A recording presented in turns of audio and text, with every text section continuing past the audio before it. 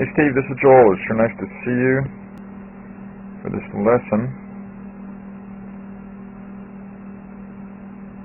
This is how it looks from down the line.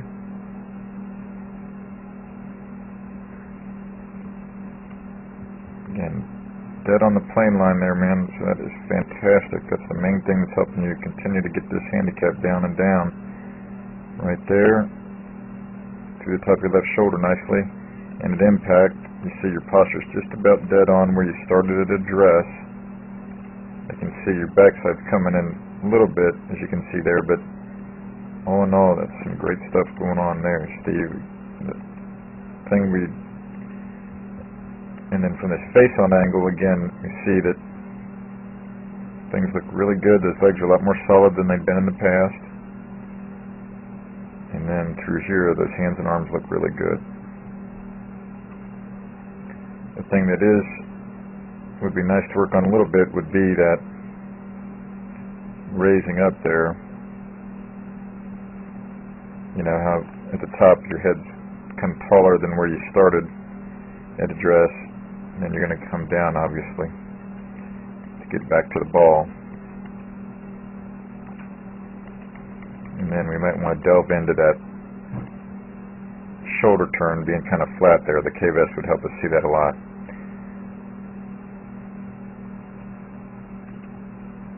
But I'm going to suggest to you, as we spoke about so much yesterday, to really do what you can to work on those wedges. The best place to do it is out on the course.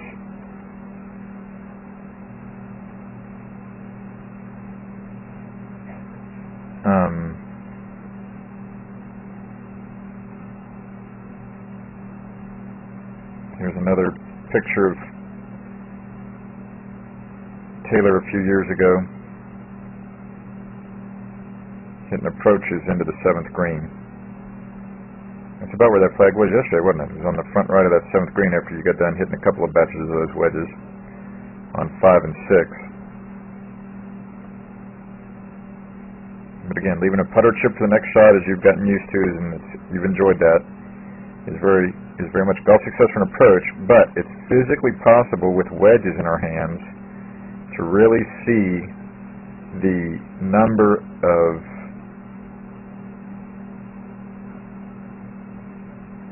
not just the number of pitches go down a lot when you're hitting an approach in with a wedge, but also to see the number 1 putts go up quite significantly and the 3 putts go down quite significantly, as I was showing you yesterday with some of those stats.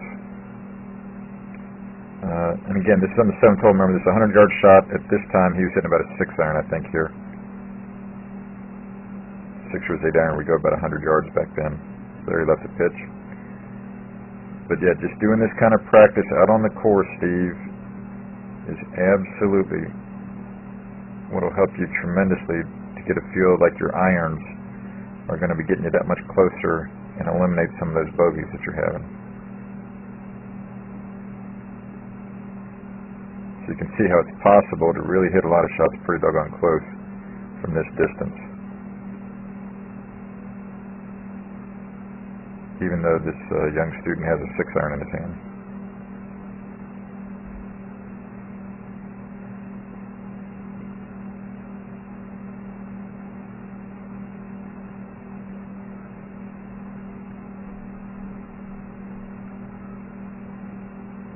I think that might be all the balls he hit right there.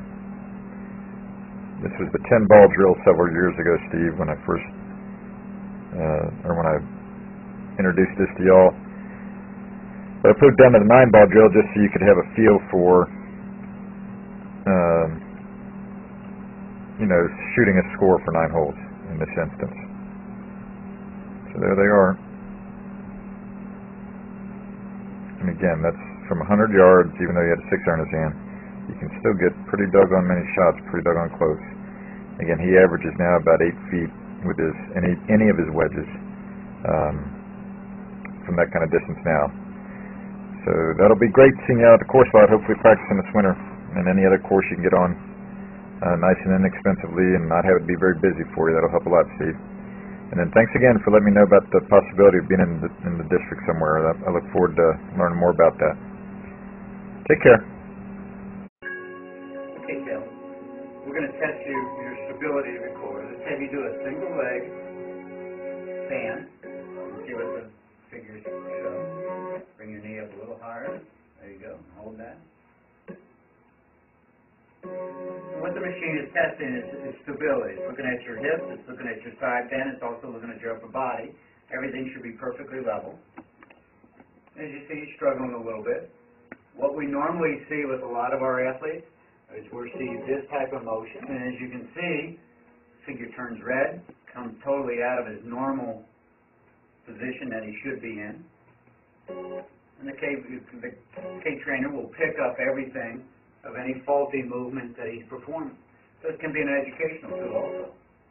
Now let's switch legs and see what it looks like. This is what we see in a lot of athletes. One side's a little asymmetrical compared to the other. He struggles a little bit with this side.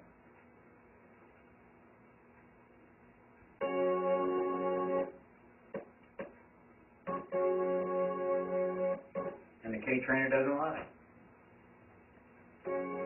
This is Joel Suggs. I sure enjoyed meeting you down at the Cincinnati Golf Show this weekend and showing you your swing on the 2D equipment that I have. And so I want to take about 2 or 3 minutes to just show you around Meadowlink. This is the studio I use in the winter for all my students. You see there's the down-the-line camera angle for our 2D equipment. And then we have the face-on camera angle also. And then what we also have here is 3D equipment to where I can show you your swing from 6 different camera angles with this 3D equipment. And we can get your swing from down to the 1/120th of a second in terms of exactly what your hips, shoulders, and hands are doing in the swing. And then also, I have the most realistic hitting curve I've ever seen from puttersedge.com. So when you hit your full shot, it feels as realistic as possible. And then I have 3 different green speeds for you to practice your putting. 9.5 on the step meter, 10.5 on the step meter, and 12.5 on the step meter. That's benefited my students tremendously.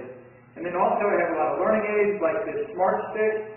You can see the rest of those learning aids over here in my bag that we can work on to help you learn the certain fields in your golf swing that you and I both want. And then also I help my students a lot with their equipment through the winter. This is a frequency analyzer where we twang your club and it gives us a reading here. And then also we plot your whole set, each club on these lines to see if the set is really matched or not. Quite often they aren't, and it helps my students tremendously when they find out what clubs are the offending clubs. Then if we get tired of being indoors and we want to go outdoors and hit some, we can do that. It's my daughter. Ellie, good to see you. I haven't seen her in weeks. No wonder you've been gone, Ellie. You've been out here playing in the snow all this time. But this is our natural turf area. This is closed until April, as you can see. But it's a fantastic area where we can step outside and hit some balls and get some real ball flight. Or, if we get pretty satisfied and things are looking better on the video here, we're kind of cooped up inside and want to go outside, we can step on out and hit balls and see real ball flight for about 5 or 10 or 15 minutes, however long you and I can stand the cold, out into the air, and we see them land at these different flags. I have a yardage book for this driving range. It's the first one I've ever seen in my life where we know exactly what it is with the front, back, and middle of each green. And again, the covered area here is heated, so we stay out there for about 5, 10, 15 minutes, like I said. It enables us to see some ball flight, and then we get satisfied that things are looking the way we want, and we come back inside, take off our coat, and look again at the video equipment to see how your swing's looking, to make sure that you understand it.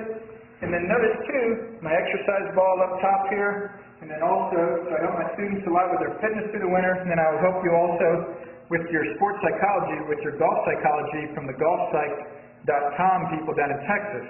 That's helped my students tremendously a lot over the years too. So again, I sure enjoyed meeting you down at the Cincinnati Golf Show this weekend. I look forward to seeing you again out here this summer at Meadowlinks, or even right now in the winter. I have a lot of people that work on their games with me right through the winter. Check out more information about the things I do to help you at joelsuggs.com. Take care.